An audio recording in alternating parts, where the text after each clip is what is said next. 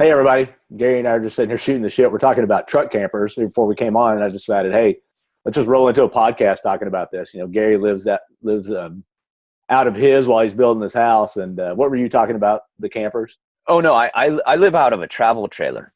I've never owned. We owned a camp, one of those truck campers. Like I said, it was redneck style.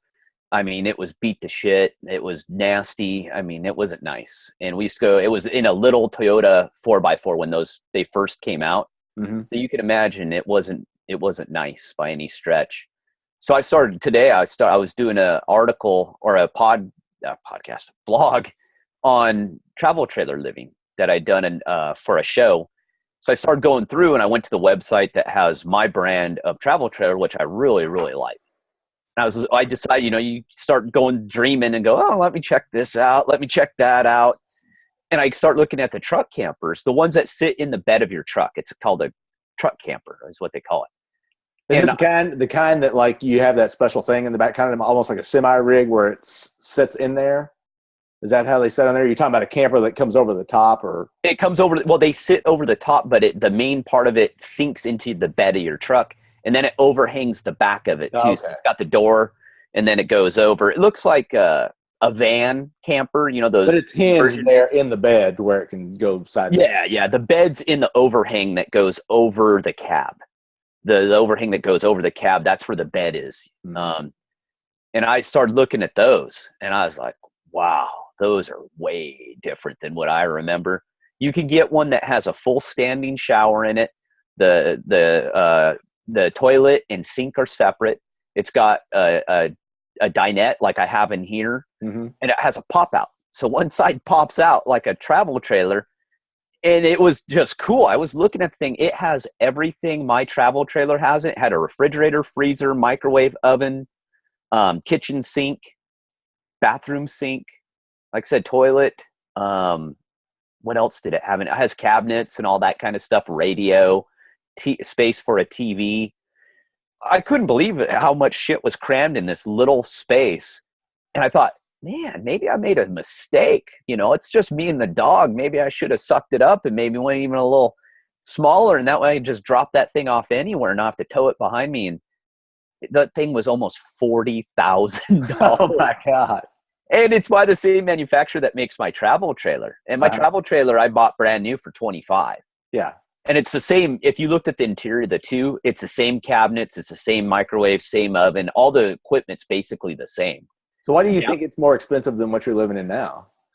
I don't know. I really don't. That would even be as convenient, because yours, you just pull up, unhitch it, boom, you're gone. Whereas that thing, you got to like take it off basically, don't you? Well, yeah, it has 4 stanchions on it that are all remote controlled. Now they're all remote controlled. Like my tongue lift it's all, you hit the button, it goes, you don't have to crank on it anymore.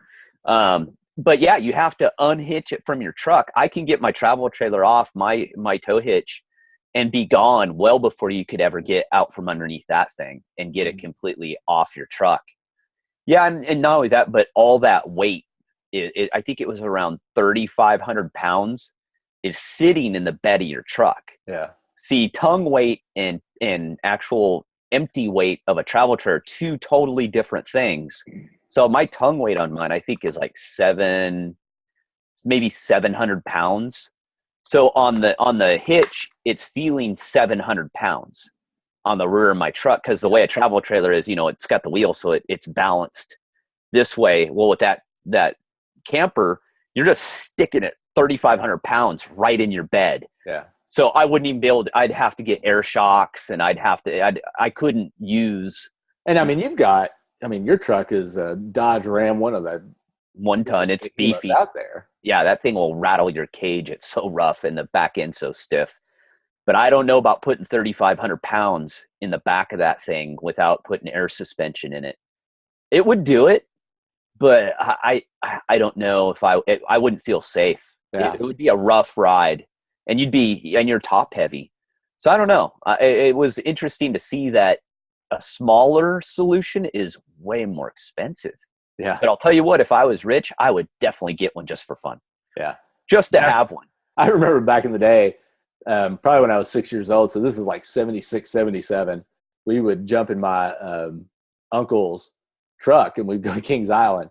So we would take this thing, and, you know, back in the day, you really didn't have interstate driving. So we're driving in the back roads, and you only drive on the interstate a little ways. So we're on little 2-lane roads, and there's probably 3 people in the bed of the truck. Yeah. 7 people back in the camper, riding in the back of this camper in the back of the bed of the truck. Me and my 2 cousins are sitting up in the bed area, all the windows open, trying to get truckers to honk their horns at us and stuff like that. I mean, like ghetto fabulous redneck. But I mean, imagine trying to do something like that.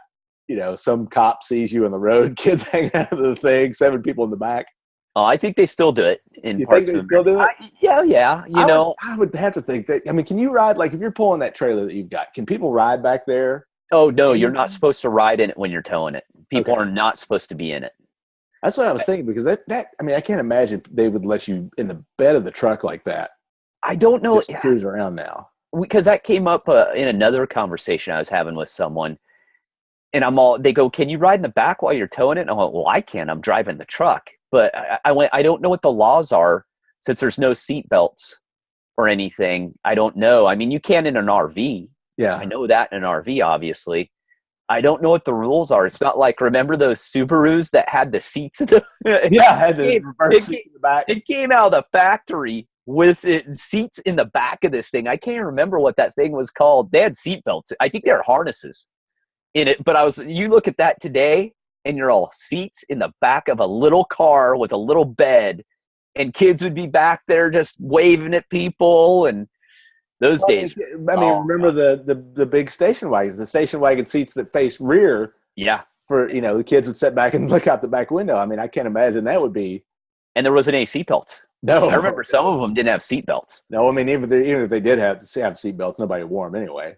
Well, they were buried underneath the seat. You never even found them. I remember growing up, I honestly don't remember wearing seatbelts very much. I don't remember it either. I mean, I remember driving through, vividly remember sitting in my mom's lap, driving through on Preston Highway in Louisville, Kentucky, just driving around on a busy street, sitting on her lap. Yeah. I remember doing that too. They just put us on their lap. Yeah. Cause it was easier to control you. Mm-hmm. Cause things have changed, and you think of, and it dovetails into what we were talking about earlier of the stresses of modern life. Mm-hmm. And we're talking, we're not that old. That was like 40 years ago. How much things have changed. I remember too, you used to call it drinking with your road soda.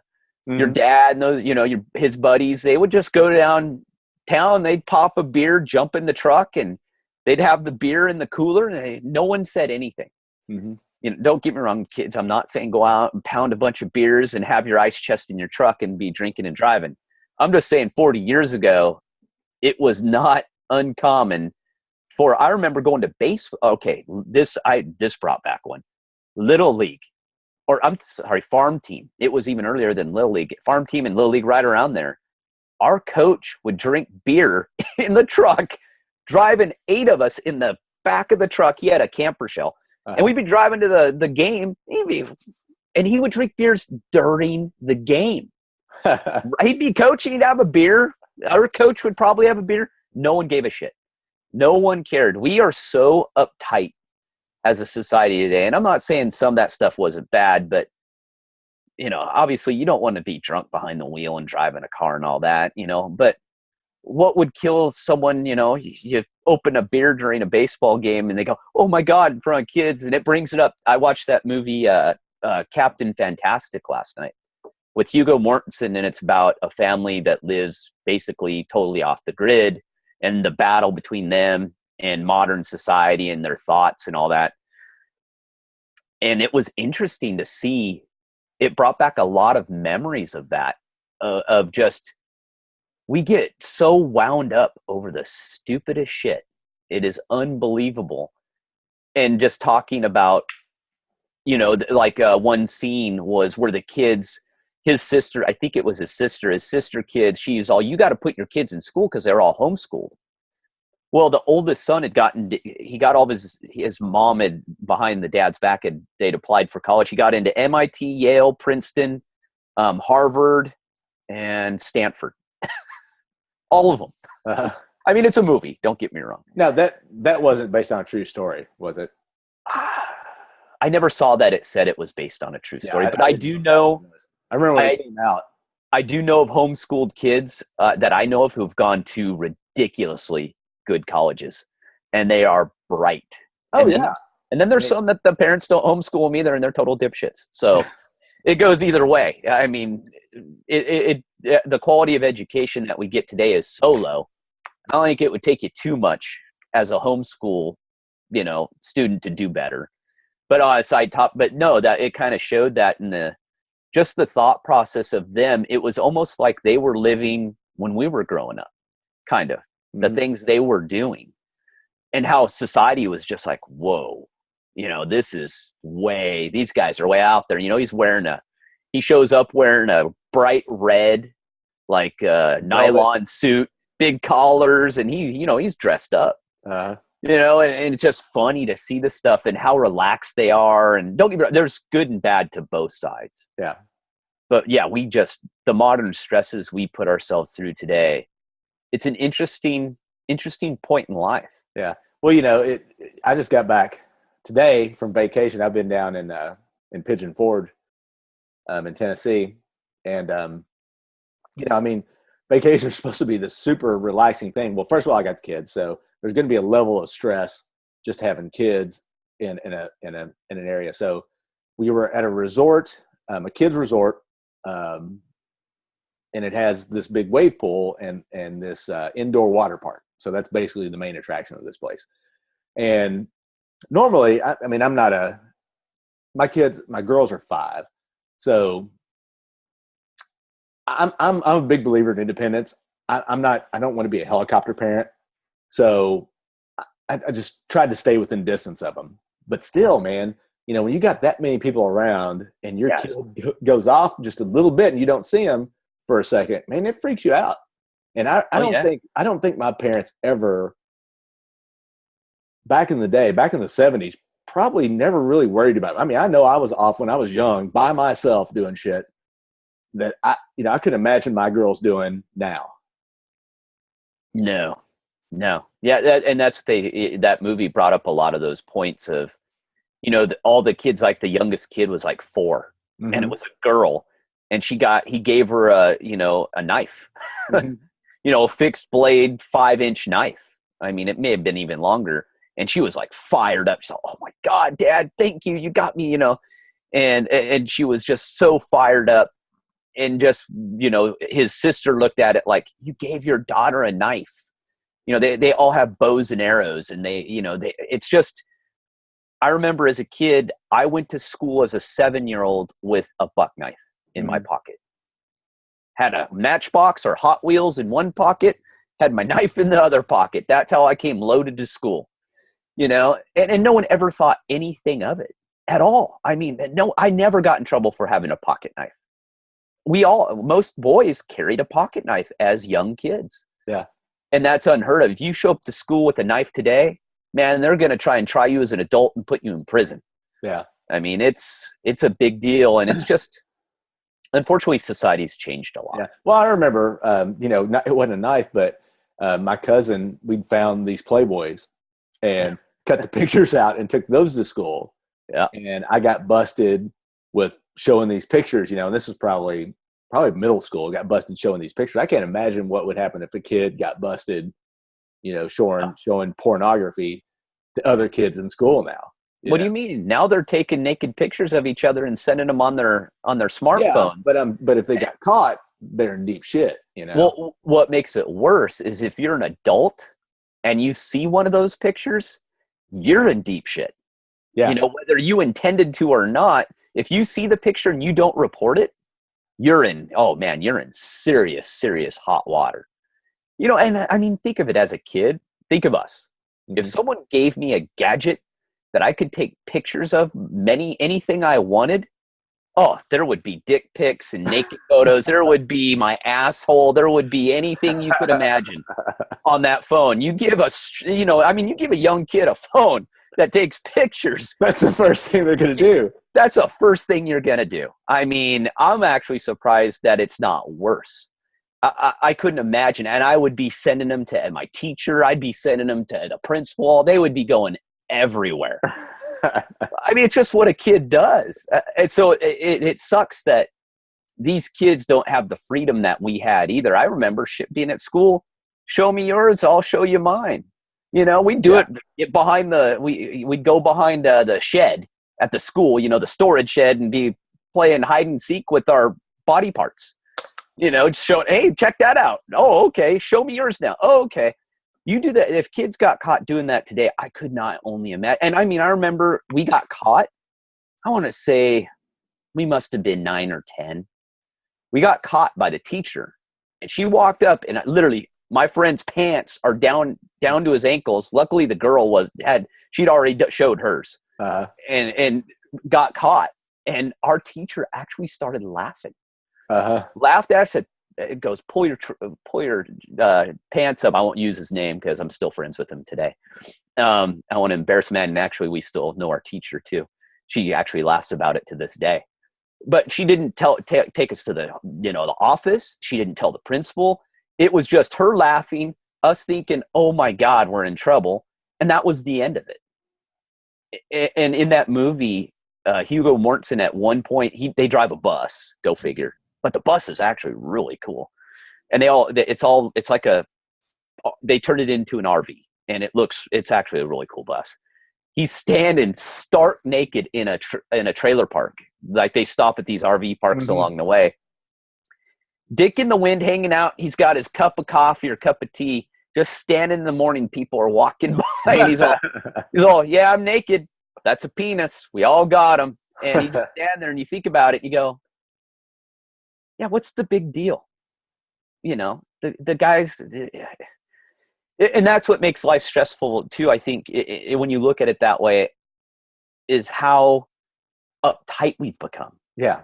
It's all I mean, if you saw a guy naked like that in an RV park today, people would lose their friggin' mind. I mean, the cops would come, and it would be like 5 cars. It wouldn't be just one cop saying, "Hey, dude, put some pants on." Be 5 cars. The guy would be drug out, face down in the pavement. It'd be all over the news.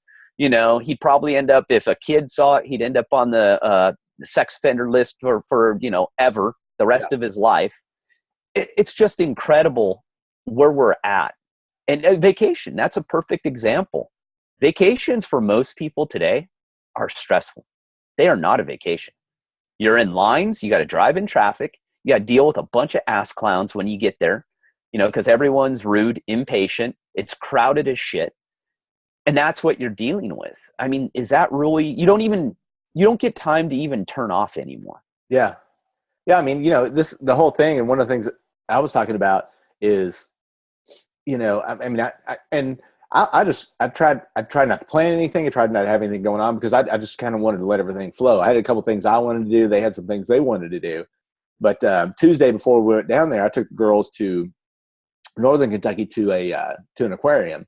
And as we were coming home, I got stuck in 2 hours of gridlock coming back. And luckily for me, the girls we have a Sienna, so they had a movie they could watch. I couldn't imagine being in there, having them asking me every 2 minutes, it's, when are we going to be there? Why are we stopping this traffic? Because, back in the day, we drove our parents crazy doing that. So at least I had that. And think about it, we didn't have traffic. That's true. Well, I know sometimes you got stuck and stuff like that, but nothing like today. We went into Pigeon Forge, and the show we went to at the Dixie Stampede started at 6:00. It was 8 miles away. We left our hotel. Emily said at 4:15. I thought it was earlier, and we almost didn't make the beginning of the show. And you're stressed out the whole way because you don't think you're going to make it. Exactly. And Waze, that Waze app is telling us we need to go 20 miles this way, 20 miles that way, and 20 miles back. And we'll get there a half hour sooner than we would have if we just stay on that road. And it would have been less stressful if it was just back country roads. But we're like, no, there's no way. And when we got down there, there was this antique car show, or I don't know if this might be done every weekend there, but lining the streets and all the parking lots down the strip. Yeah. Classic cars on the inside. One, I'm not a car guy, so I am. It didn't impress me at all. So it just gave me another reason just to not like that kind of thing. In fact, I told Emily, I said, this is not our people. This is not my people. I work in the auto industry, but this is not making me even, not endearing me to these people as it is, because people would be in front of me and I was so stressed because a person would be in front of me and they'd have like a space of 7 cars in front of them, just sitting there looking around. And I was just like, drive, dude. Well, because they're in no hurry. They're Exactly. showing their car off. They want everyone to see their car. Exactly. So, God love them. I'm glad they weren't, but man, when you have a place to be, it's just, and you leave an hour and 45 minutes early. So mentally you think, all right, we're going to get there in plenty of time. And then you realize it's taking you an hour to go 1.5 miles. And you're like, what the hell is going on? Well, I'll tell you, anytime I have to go to a city to go somewhere on time for an appointment or something, I'm always late because I've been away from, I left San Diego, I think about 4 years now. So I've kind of detached myself from major cities. And I go into Spokane, but I go into the outskirts of Spokane usually, and I get right back out and I go back up to my place where I'm at. But I know every time I get in, I go, okay, it's, 45 miles. I'll leave an hour and a half early. I should have plenty of time. Every time I'm friggin' late. And I get so upset. And I instantly, when I get into a city and start have to drive now, my blood pressure goes up. I start getting tense. I start getting cranky. And I think, how many years humans waste now if you're in a city? And I have a good guest coming up. Hopefully it works out. She actually works in Midtown Manhattan, lives there. And we're going to talk about being healthy in a major city, how to be healthy. It should be a really good, interesting interview. But just think of I saw one tabulation. I think it was like 2.5 years off of your life in traffic if you live in a major metropolitan area. That's pretty daunting. I bet it's worse now. Yeah, I'm sure it is. San Diego I used to know ways to get around stuff and I knew the times. And now even San Diego, it's traffic non-stop, 10:30 in the morning. Where the hell are these people going? Do they not have a job? I mean, and everything, every freeway is gridlock. LA, there is not a safe time in LA. You could go 3 a.m. and hit traffic anymore. It doesn't matter. And I just think of that. And I go, is that living anymore? And not to totally poo-poo on city life, because cities, I won't even say we need them. We have them, and it's just part of our society. But I think city living today, I remember as a kid, I really enjoyed being in the city and going to the city. I don't know if it's part of age. I hate going to the city today. If someone tells me you got to go to the mall, Gary, you better go and get me some pretty hard prescription drugs of some sort, or give me a big bong, because I do not want to go. And I mean, I don't want anything to do with it.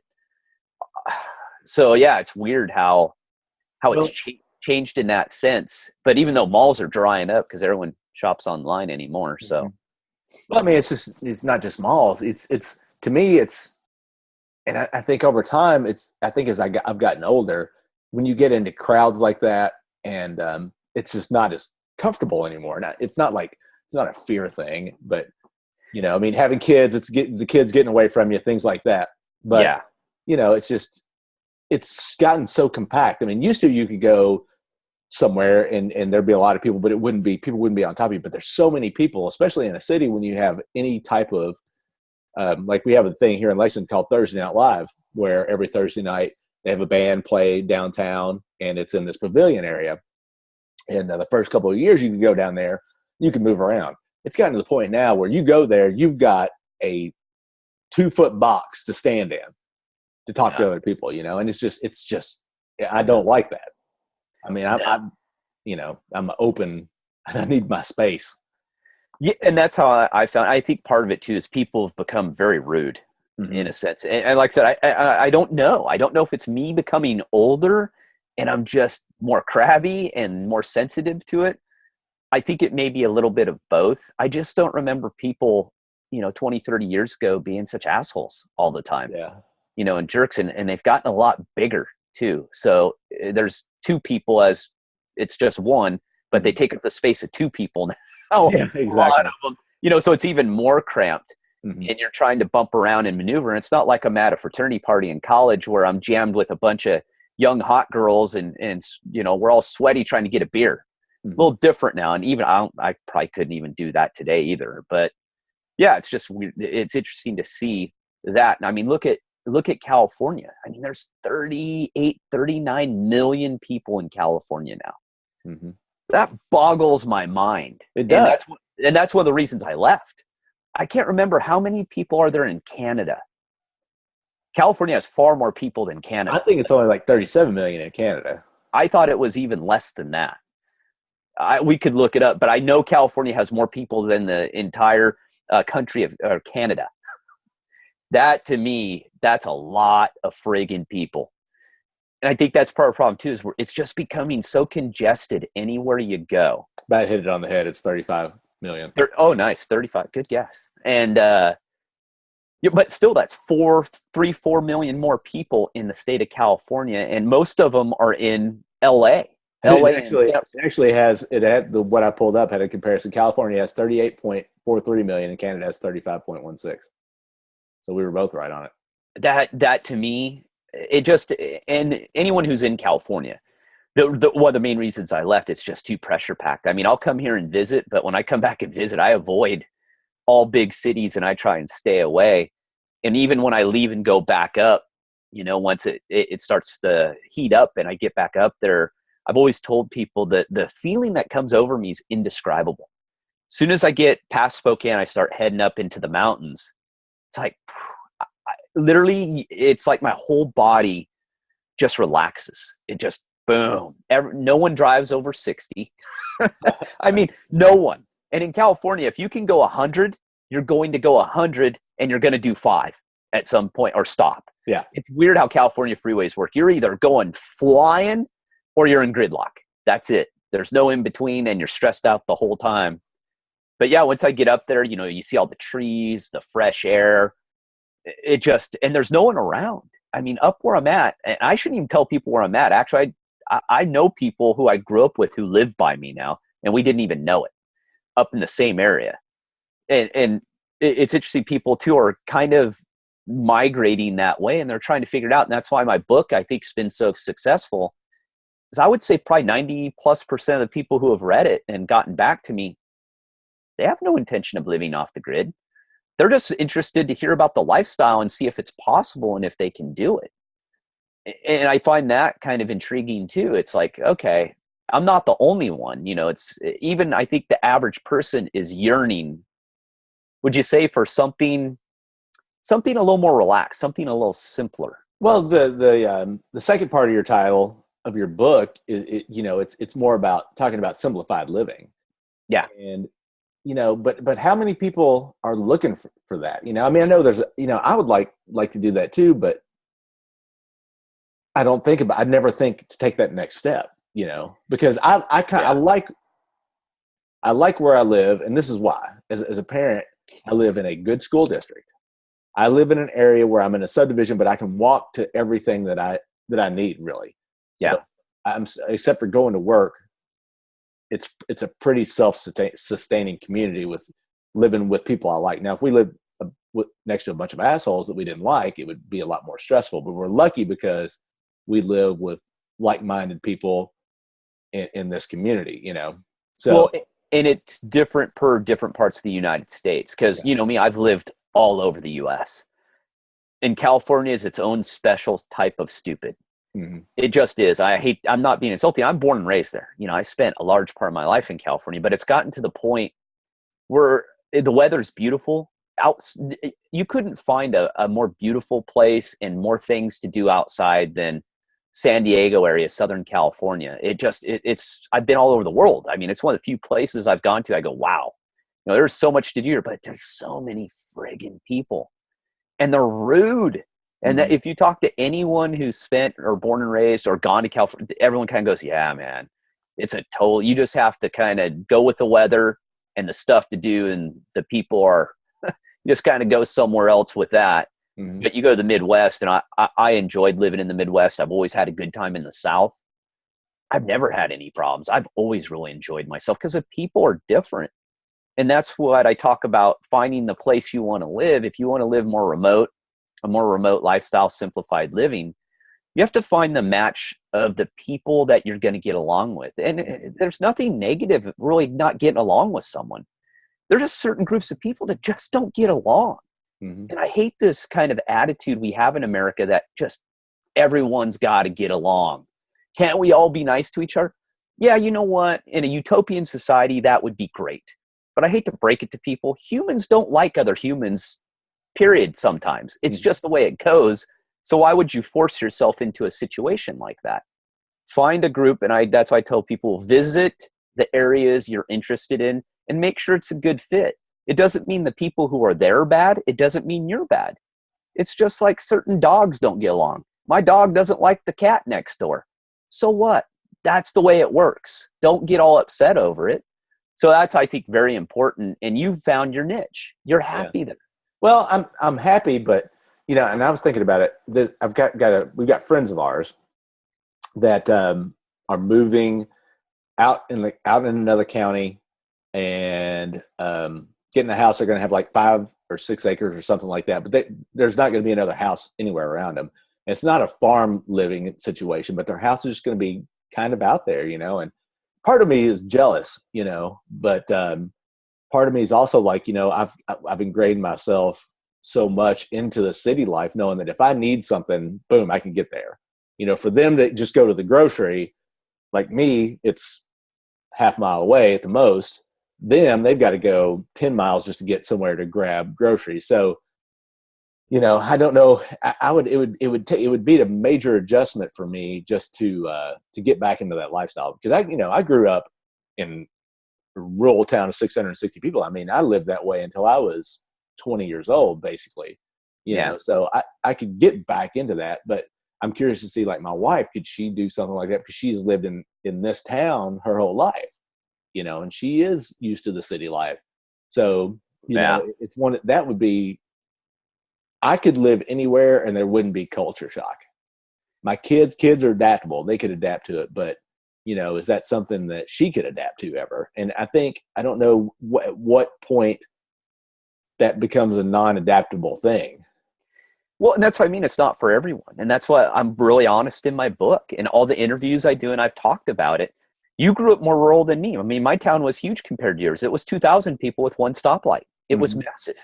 And actually the town I lived in was about 50 to 100 people. And literally no one was hardly any. It was pretty sparsely populated. Mm-hmm. But you're right. I got used to city living, but I got burned out on it. And I said, you know what? I want to go back to a rural, more way of living. And you talk about getting to the grocery store and stuff like that. Well, over the years, you know what? Your attitude changes towards that stuff. If I don't have it, I have it. I don't need it. I live without it. I don't need to run into the store or anything. And to be honest, I don't shop at grocery stores anymore. I mean, I do, but they're very small. I have most of the stuff I need. And like I said, if I don't need it, I can get it tomorrow. I can get it the next day. And for me, I planned the way I did everything, because Spokane is not that far from me. Mm-hmm. Spokane, literally, I jump on Highway 2, I roll straight down, and I'm in Spokane in about 30 minutes. So if I have to get to a big city, I can. And I did it that way. I'm like you. I don't think I could be completely isolated and be hours away from a city, because there's things I need right now, especially building. And my town's 20 miles away on a couple back roads, but it's 2,000 people. It's a small town. It just depends what your lifestyle is. And that's what I tell people, test it out first. Don't watch these TV shows and jump in head first. Sell your house, sell the kiddie wagon, and jump right out and buy a 4-wheel drive and buy 20 acres out in the middle of nowhere. That's a bad idea. It just is. And it's not for everyone. I'm not saying the life I live is better by any stretch. It's just different. That's all. Yeah, and I think, the hard thing is what kills me is people that can't accept that difference. I mean, people would look at you and the lifestyle that you choose to live and think that you're just this insane madman that lives in a freaking travel trailer, and migrates back and forth. But it's like what they don't see on the other side. maybe, well, this guy has a successful business. It's an internet business. He does extremely well. So why not live a lifestyle that you want to live? And that's the thing. It's what I want to live. And that's where true freedom comes in, is being able to do things you want to do without imposing on someone else. Freedom is about not a way I kind of define it is life is about enjoying yourself without impeding someone else's life to enjoy yourself, if that makes sense. Mm-hmm. My lifestyle doesn't cause anyone else any harm. It's what I want to do. And that's what I mean to say, is it right? Who knows? You have to live the way you want to live and decide. There's different parts of rural living too. There's many different phases of it. There's different phases of living city life. You can live in the suburbs. You can live downtown. You can live in a house. You can live in a condo. You can live in a track house environment. You can live in a custom built environment that has a little more land. I mean, there's so many different ways to go. And I think the key to it is finding your happiness and figuring out how to let the stress go. And that's the hardest part. And that's part of, what's become very kind of popular now is living in the moment, learning how to do that, because we've lost sight of that. We're always worried about future things that we can't control and worried about past things that have already happened. And that's crazy when you think about it as a human. This shit's already happened. I can't go back. I don't have a time machine. I don't know anyone who has one right now. So I can't go back and fix that stuff. But we continuously worry about those things, and especially the future things that are so far out of our control. Mm-hmm. It's one of those, I think we've put ourselves in that position of constant worry, and the human body is not meant to deal with the stresses we're put on today. Now, that's part of the modern world, and we have to deal with it. But it doesn't mean that you can't carve out your little place of quietness. Mm-hmm. Say, for you guys live in the city, you can have a quiet room. You can put out some yoga mats. You can do some meditation if you want to, or you can just go in there where it's quiet and have 10 minutes to yourself. Yeah. Well, it's funny because Josh Hendricks, who was on our third or fourth podcast, that was on the hemp episode, he lives, we found out, like 2 or 3 blocks from me, just right down the street. So, another half mile away from me. And he said that, and he lives in a very congested area, but he has a little meditation area he has in his backyard. So he just goes back there, him and his girlfriend, and meditates every night. So he finds that zen, so that's something that's important. Like we have, we do yoga and yoga stretches. I don't do it as much as I should because of the time, but Emily does it constantly, and it's something that she finds the time to do it because it's important to her, and that's the thing, is people aren't trying to find the time. One of the things we talked about with our friend Emily last week was finding time to work out, how those things are really important for stress. Oh, absolutely. You have to find time. And it's like, well, it won't give me time for the kids. If you take time and exercise, you're going to be a much better parent to your kids. Yep. I think it's more important to get that time in. Make time to cook a dinner so you can have time with your kids. Yeah. And not only that, you are projecting that on your kids, saying, look, this is what mommy and daddy do. And they're not going to grow up and not know that you need to work out and stay healthy and things like that. So, but that is so much stress that takes away from me getting a good workout in and eating healthy. Well, and it's almost like we don't think anymore. Unfortunately, we become so sedentary that the internet and the dumb box TV and our phones run our life, and we just can't get out of that.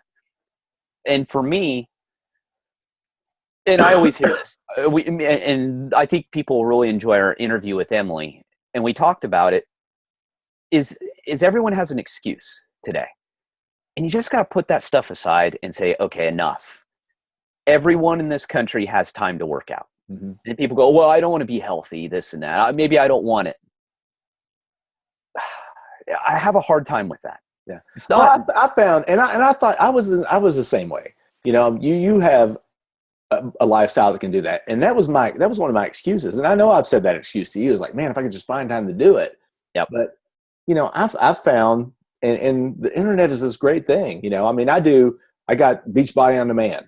I have every workout program they've ever put together. And the longest workout they have in that is 45 minutes. You can do it with weights. You can do it without weights, just whatever you feel like doing. You can do any of their programs.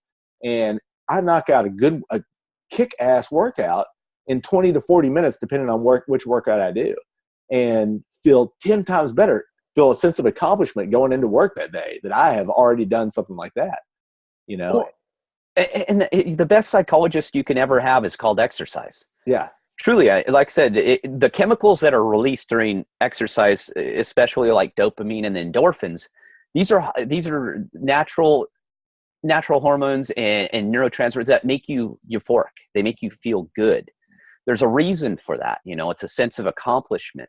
Humans are always meant to strive and drive. That's how we're technically really wired. And it's a survival mechanism. But now we've just said, screw it. We think we've got it all figured out. I'm going to sit on the couch and turn into a 350-pound blob and bitch about my life and complain. And that's what I mean. People always go to me, and I've heard this excuse over and over. Gary, you're single. You just don't get it. I go, dude, don't give me that bullshit. You know what? I worked in the government. I worked 70 hours a week. I was in my car doing surveillance. I made sure I still got, I'd spend hours in horrible conditions, driving around, following deadbeat criminals around, traveling all over the world. I always found time to work out. Yeah. I've made sure, and I talked about, did we talk about my workout survival kit that I always had with me?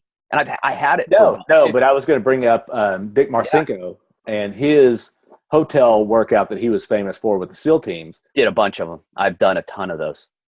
What I did is I created what I called my workout survival kit.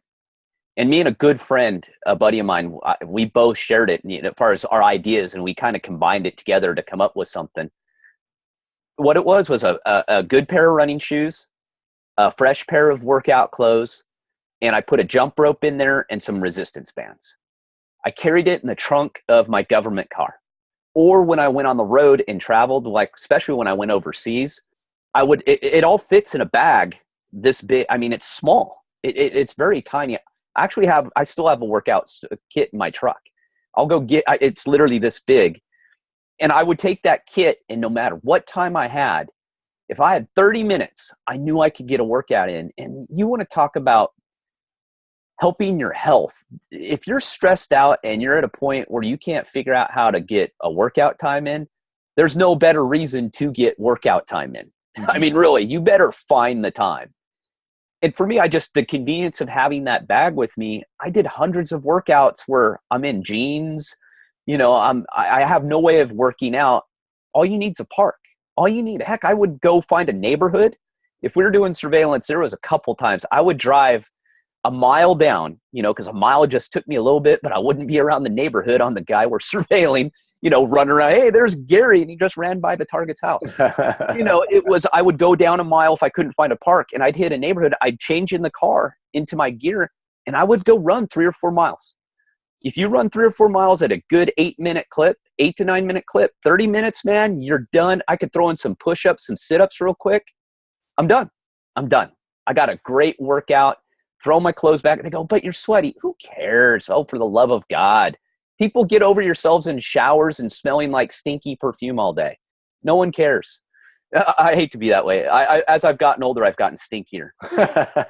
And I just don't care anymore. I asked you the other day, what do you do for a shower when you're in Washington? And you're like, well, I go usually 4 or 5 days without a shower. And that's I've gotten crusty, and because no one's around. I don't care. I wash my face off. I'll put water over my face, and and in the car, what I would do is me and my buddy, we carried cleaning wipes with us, like the real sensitive skin baby wipes, because you don't want to get all these chemicals all over you. And we just wipe ourselves down real quick. I'd wipe those, throw that in the front seat or the front of my car, and I'd clean it out later on. And I'd do the bum shower real quick, and I was totally fine. And that's what I mean. And I'd have a towel. So in case I found a place, some parks, actually not many anymore, these outdoor parks that are geared, towards, they have running lanes and bike lanes and stuff. They actually have showers, some of them, surprisingly. Or if I was close to a gym, I could jump in the gym real quick or work out at the gym and take a shower there, rinse off real quick or whatever. But yeah, I mean, there's a million ways to get a workout in. I think in that interview too, I talked about, through my studies and everything, people watch 3, 4, 5 hours of TV a day. Now, some of that's been parlayed into internet time and phone time, since we're using different devices today. That's a lot of time. That is a lot of time. That's a lot. You telling me in those 3, 4 hours, you can't carve out an hour, 45 minutes? Yeah. And, luckily, one of the big benefits when I met Emily, she wasn't a TV watcher. And I watched way too much TV. I mean, I still worked out. I was single. I didn't have that lifestyle or kids or anything like that, of course. But, I watched way too much TV. And she broke me of that. And I have a couple of shows that I watch. I watch The Walking Dead. I watch Modern Family. And that's really the only thing I record. I used to watch 60 Minutes, but I've given up news. So, I mean, that's, I've really limited what I watch. So I probably spend a little bit too much time on the computer, but we're trying to create a business, so that's kind of necessary. But it's unavoidable, and I do too. I cringe at how much time I spend on my computer, but I make sure to take breaks. Mm-hmm. I put in a lot more hours than the average worker today on my own business, but the advantage is I can take my breaks when I want to. That's the upside. The downside, any entrepreneur knows, you're going to put more hours than you ever did in a job that you hated. Yeah. But the benefit is if you're smart and you're doing it the right way, you enjoy your job anyway. Mm-hmm. Your business is something that's a passion. I think that's part of it too. You brought up 2 really good points, is that we stress ourselves out watching the news. I'm like you. Me and you have talked long about this, and we'll probably do a whole podcast on it. I have given up on the news. I have 100%. I am done. And you're talking about a guy who worked in the government who had to be informed. I watched the news. I was a news junkie. I watched it and I read it all. I was in the news. I was definitely in news. You were in the business, and I'm done. I'm at a point in my life, I'm over it. I turn on the news now, and it is literally like watching the circus come to town. All the fake news and everyone just wants a headline grabber. It's so negative that I would recommend people too, if you're a news junkie, replace that time with working out. Mm-hmm. And scan Google or Yahoo for about 10 minutes and call that a day. Yeah. And working out is not getting on a treadmill with your headphones in, talking to somebody on the phone, doing business. I've done it. I did it this week, and people were looking at me. I go, I'm the asshole that I complain about. Great. But I don't do it very often. Actually, what I did for a long time, this is several years, I wouldn't bring my phone in the gym, or I wouldn't bring it with me on a workout, because I wanted no distractions. But life's changed. I actually listen to, podcasts now and information stuff when I'm in the gym sometimes. But I see people literally come in the gym, phone in hand. They're staring at their phone. They check in. They're scanned. They're looking at their phone. Beep. Okay, good. Walk over to the machine. Walk on the treadmill. And I'm all, what are you doing? The whole time I've seen people in the gym. I watched one girl one day, just to watch, not being a pervert, but just to watch her. Her phone was in front of her face from the time she walked in till the time she walked out in the door. And I got there before her, or after her, right after her, because she came in not much behind me. I was on the bike. I saw her come in because she was staring. She left staring at her phone, walked right out. Her whole workout, she never put her phone down. Not once. It was in her hand the entire time. And you just go, that's not living. That I don't care. That is not living. That's not happiness. That's just stupidity at that point. And it stresses you. I mean, what could be on your phone that is so important that you can't take your face off it? And you'll like this. I was talking to, oh gosh, which doctor was it? Me and this doctor were talking about a new syndrome, and they're calling it smart device or phone neck. Oh yeah. It's a true problem today, and doctors are seeing this, and physical therapists are seeing it more and more. What people are getting is they're getting hunchback and hunch neck because they're leaned over so much and their head's down looking at their phone the whole time. Well, it's funny because I was talking to Josh. He was over here the other day, and we were talking, and he was talking about how his neck is hurt. Yeah, I remember talking about and that. he was coming back from LA. You know, he had his phone down and he ended up falling asleep with his head down on the plane. Well, you know, interesting. There was a doctor he went to showed him a picture, you know, and he was talking about, it was a picture of people standing waiting for a subway somewhere in a city, and they were all looking at their phones like this, every one of them. Well, he showed him another picture of like the 1920s, same area, same thing. Everybody was doing the exact same except with newspapers. Oh, And the that doctor is was like, see, even though phones are prevalent, it's still not a new problem. He said people were doing the same things just with different devices. well, I agree with you to a point. The difference was you couldn't walk around and you couldn't work out in the That's gym true. with a newspaper. Yeah, that's true. That's You true. had to give yourself a little bit of a break. But you're right. I mean, it's the same thing, but it's starting younger too. You know, a 5-year-old couldn't read a newspaper usually. Yeah. But Well, a 5-year-old today could have their head buried in a phone. I just said I don't watch the news, but there was just a really good story on 60 Minutes about addiction to cell phone, and I'll be the first one to admit. I mean, I am on my phone way too damn much, scrolling through Twitter and Facebook and all that stuff, and it's probably gotten worse since we've been doing this, trying to build a following and things like that, you know, and tracking what we're doing to try to be proactive on our business. But you know, that and you know, we were talking about news. My wife's grandmother, and this is just talking about watching too much news and being stressed out by it. You know, she watches Fox News all the time.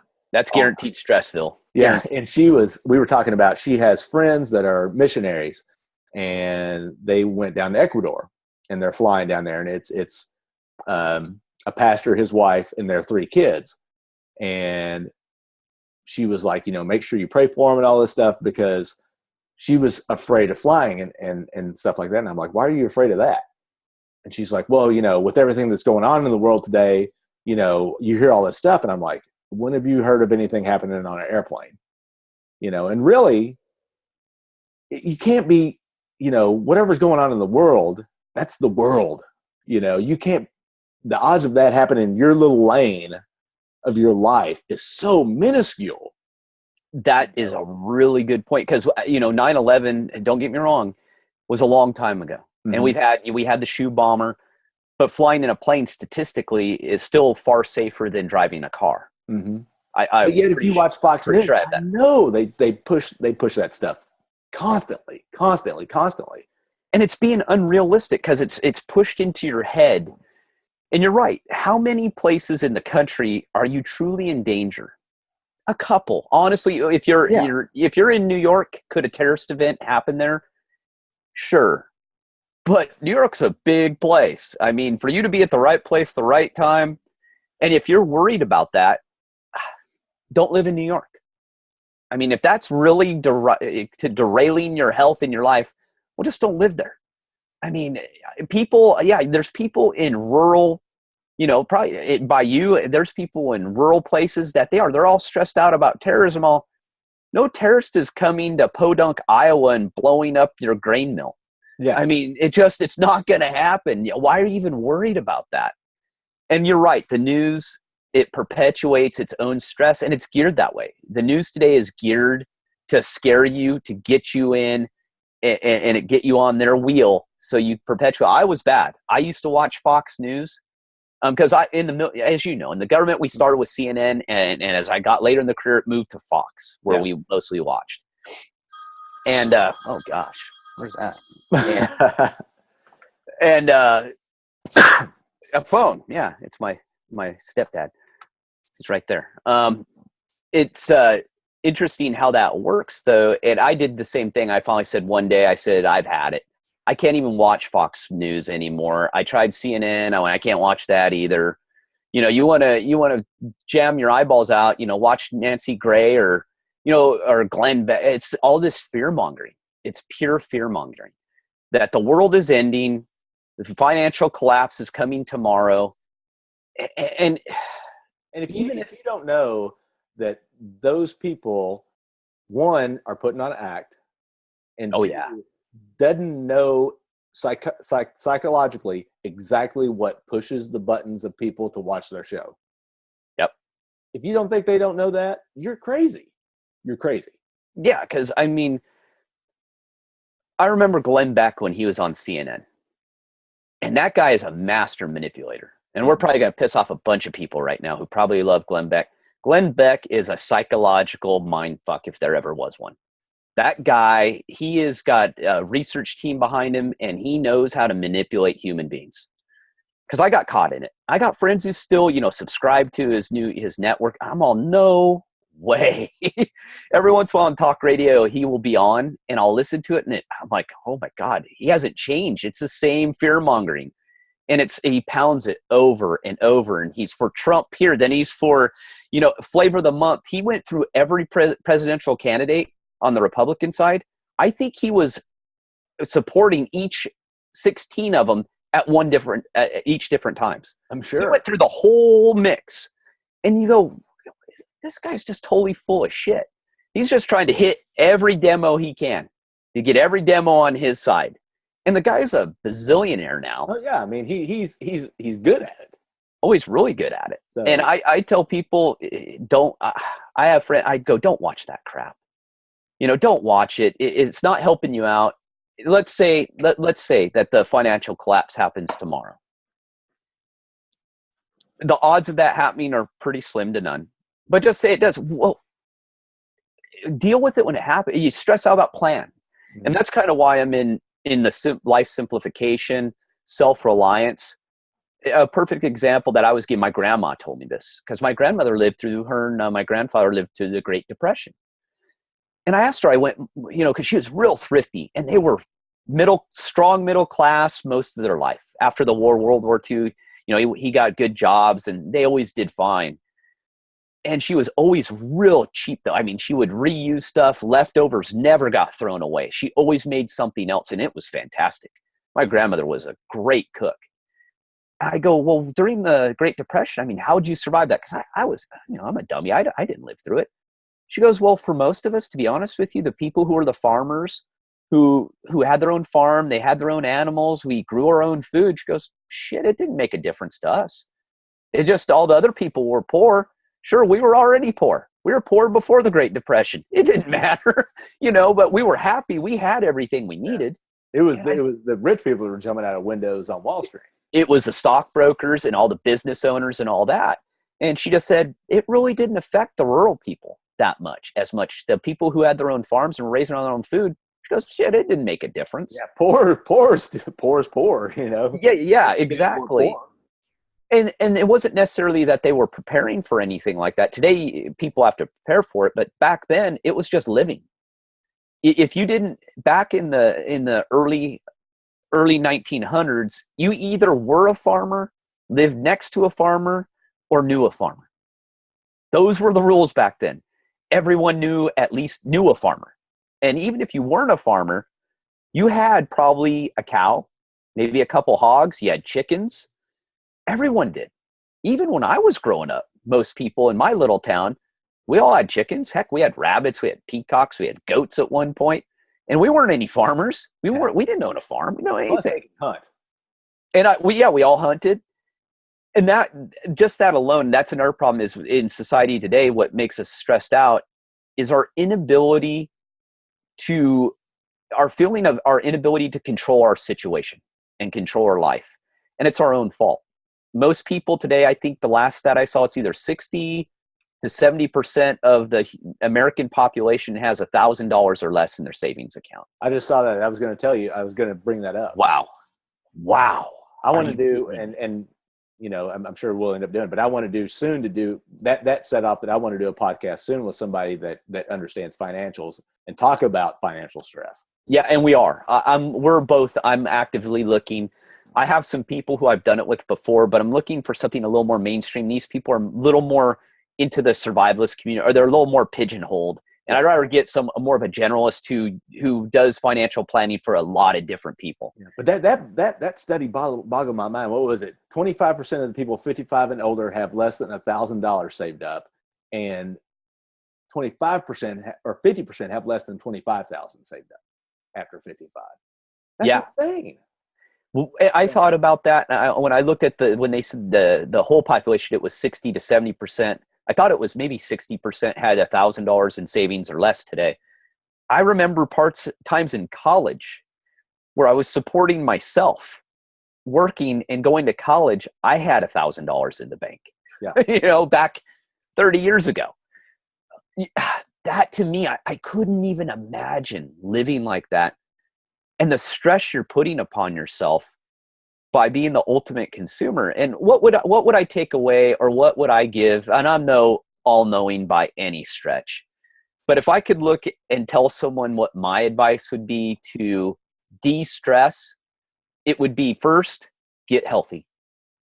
Health is important. That's what I teach in everything, my life simplification. If you don't have your health, you don't have anything. Everything starts there. Start with your health. First of all, it's less of a financial burden by being healthy. Everyone tells you it's the opposite, because the food and drug industries don't want you healthy. If you're healthy, you spend less money on health and food. I guarantee you that. It sounds crazy because you spend more for good food, but you eat far less of it, and you go to the doctor far less. Your insurance co-pays, everything's less. I would do that, and then I would figure out a way to declutter.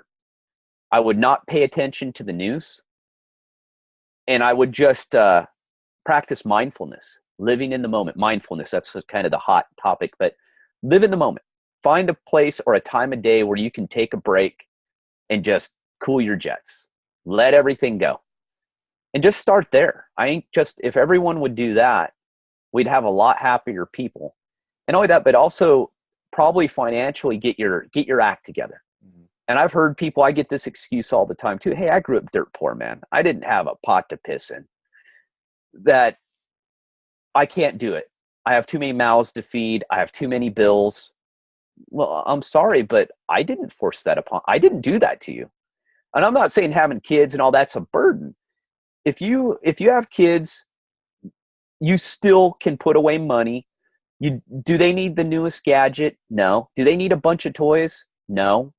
Kids can be pretty dang happy on some pretty simple stuff. I had a stick and rock that I played in the front yard all the time with, and there was no investment money in that at all. I can tell you from experience that, we can buy our kids a lot of toys, and they have more than, I will be honest, they have a lot more than they will ever need.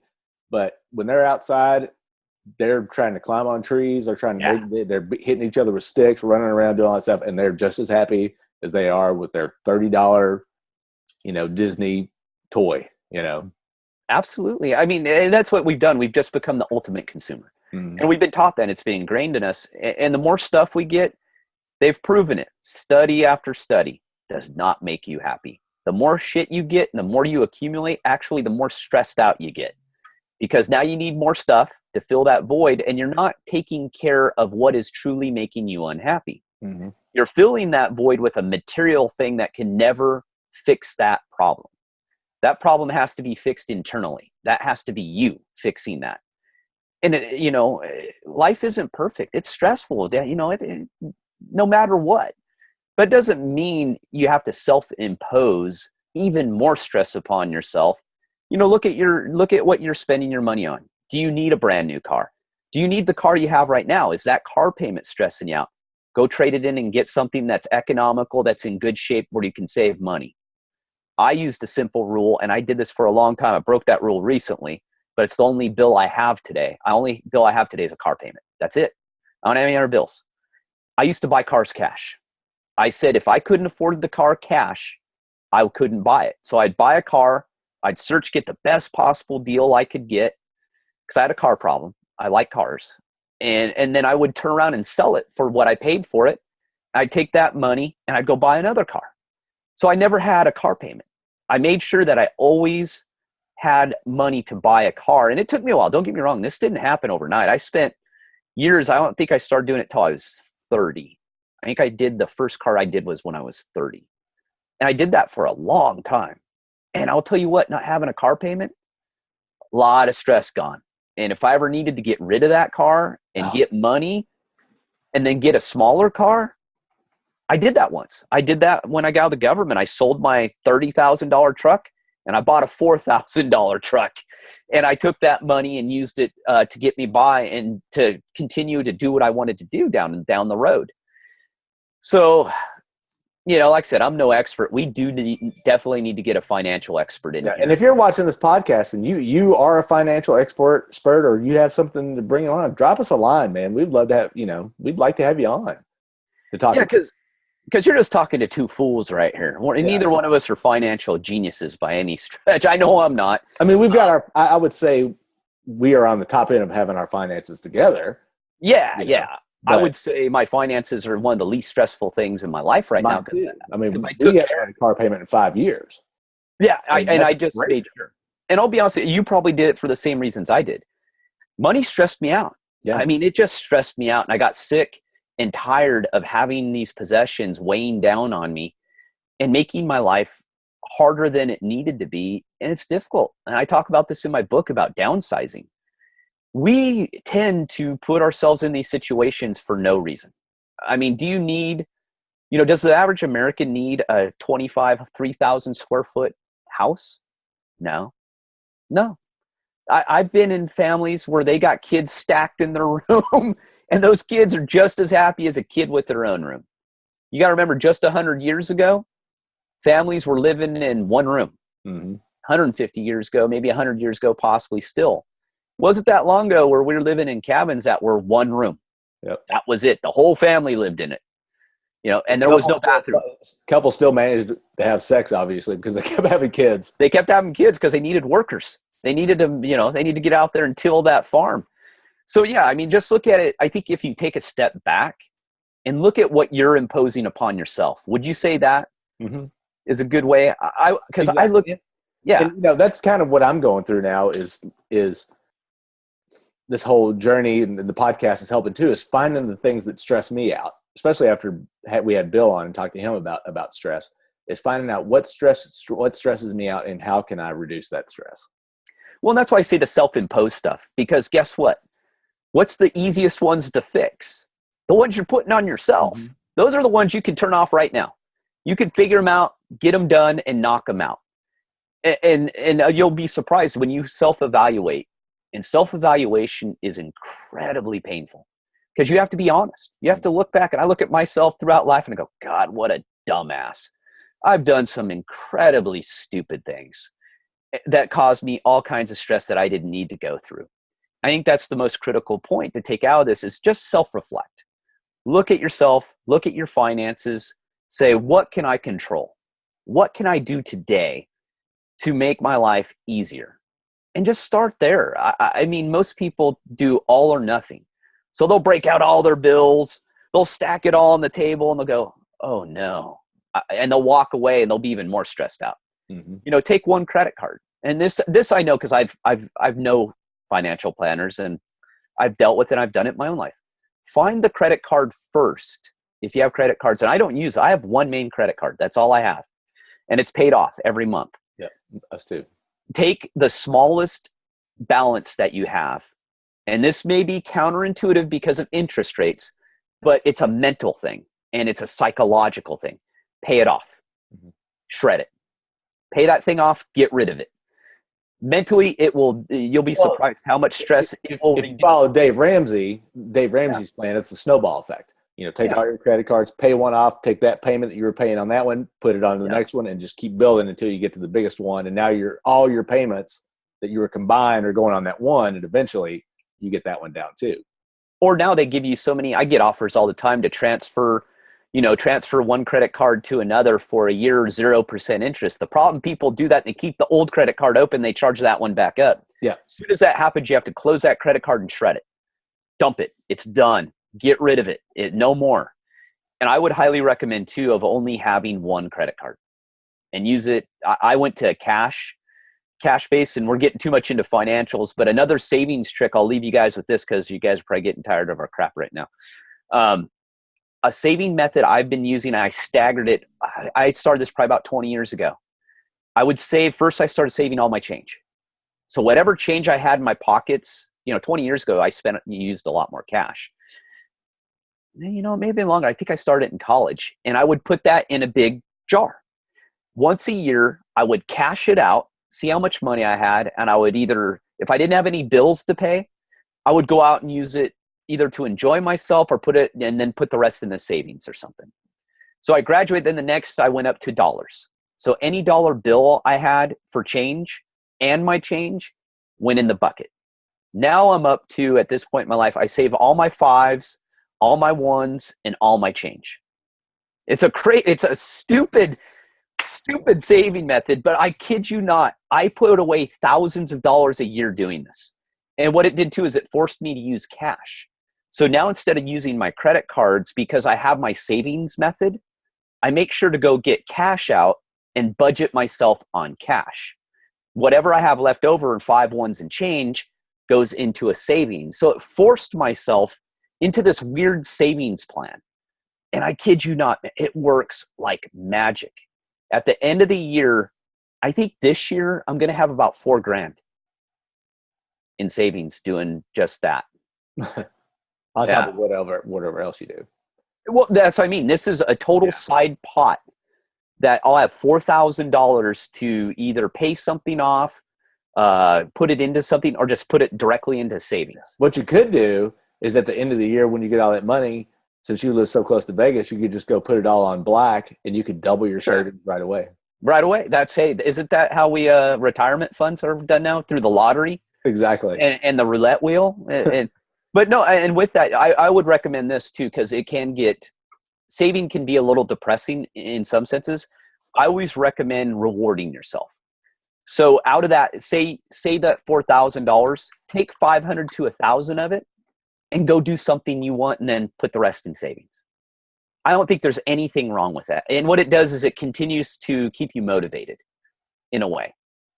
Is it the best way? No, but that's kind of what I do. I take a chunk of it. But if you don't have shit, it's something. It gets you started. Yeah, exactly. Think about if you could do that. Say you did $4,000. That's kind of a big jump.